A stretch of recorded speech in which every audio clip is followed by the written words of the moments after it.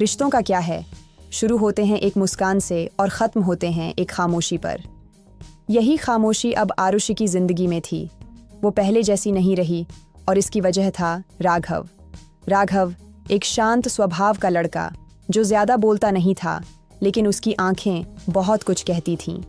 वो दोनों एक ऑफिस प्रोजेक्ट में मिले थे। शुरुआत में सिर्फ काम की बातें होती थीं, लेकिन धीरे धीरे बातों में मुस्कुराहट और मुस्कुराहट में एहसास घुलने लगा। राघव का अंदाज कुछ अलग था। वो ज़्यादा कुछ कहता नहीं था, लेकिन हर बार जब आरुषि परेशान होती, उसके लिए कॉफ़ी लिए सामने खड़ा मिल जाता। जब भी बारिश होती, वो छाता लेकर उसके लिए पहले आ जाता। आरुषि को धीरे धीरे लगने लगा कि ये दोस्ती से बढ़कर कुछ है। एक दिन उसने हिम्मत जुटाकर कह दिया, शायद मैं तुमसे मोहब्बत करने लगी हूँ। राघव मुस्कुराया, बस इतना ही कहा, मुझे वक्त दो। वो वक्त देती रही, हफ्ते महीने, पर राघव कभी खुलकर नहीं बोला।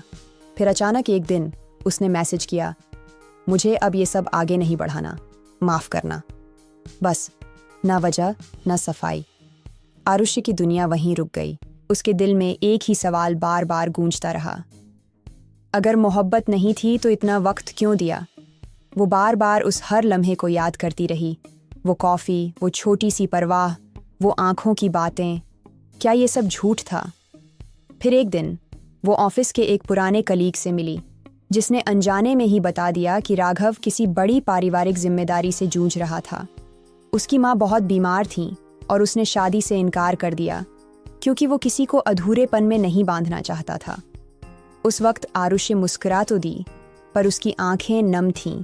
उसने खुद से कहा, थोड़ी तो मोहब्बत हुई होगी उसे मुझसे, वरना सिर्फ दिल तोड़ने के लिए इतना समय कौन बर्बाद करता है। वो मोहब्बत अधूरी थी, लेकिन सच्ची थी, और सच्ची मोहब्बत कभी मिटती नहीं, बस दिल के किसी कोने में सांस लेने लगती है। उस रात आरुषि बहुत रोई थी।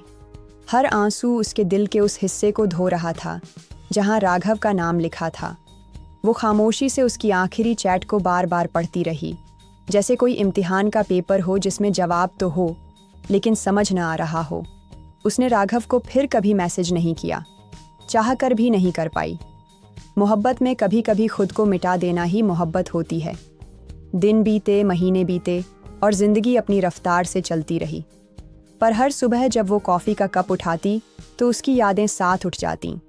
जब भी बारिश होती, वो अनजाने में दरवाजे की ओर देखती, शायद राघव फिर उसी छाते के साथ आ जाए। वो जानती थी अब कुछ नहीं बदलेगा, पर दिल को कौन समझाए। उसने एक डायरी रखी थी जिसमें वो हर रोज़ बस एक लाइन लिखती। आज फिर उसकी याद आई। एक दिन उसने अपने दर्द को शब्दों में ढाल दिया और एक ब्लॉग बनाया, अधूरी मोहब्बतें।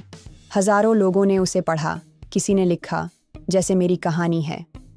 किसी ने कहा, मोहब्बत अगर सच्ची हो तो उसका अंत नहीं होता, बस उसका रास्ता बदल जाता है। और आरुषि मुस्कुराई, शायद यही उसकी मोहब्बत की जीत थी।